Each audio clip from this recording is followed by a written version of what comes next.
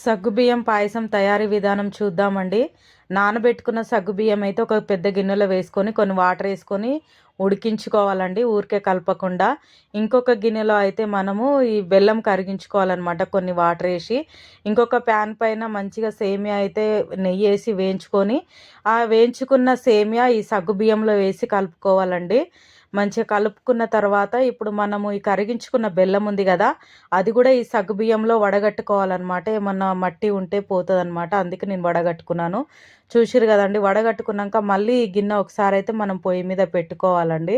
పెట్టుకున్న తర్వాత ఆ సేమియా కూడా కొంచెం మంచిగా ఉడికిన తర్వాత కొన్ని పాలు పోసుకోవాలండి. ఆ పాలు కూడా పోసుకున్న తర్వాత మనం ఏం చేయాలంటే ఇలాచీ పౌడర్ కూడా కొంచెం కచ్చాపిచ్చా దంచుకొని వేసుకోవాలన్నమాట. వేయించుకున్న ఇంకా జీడిపప్పు కూడా అండి, నెయ్యిలో వేయించుకున్న జీడిపప్పు కూడా లాస్ట్లో వేసుకోవాలి. నేను బాదం పప్పు కూడా అది సేమియా వేయించుకున్నప్పుడే వేసుకున్నాను అనమాట. టేస్టీ టేస్టీ పాయసం అయితే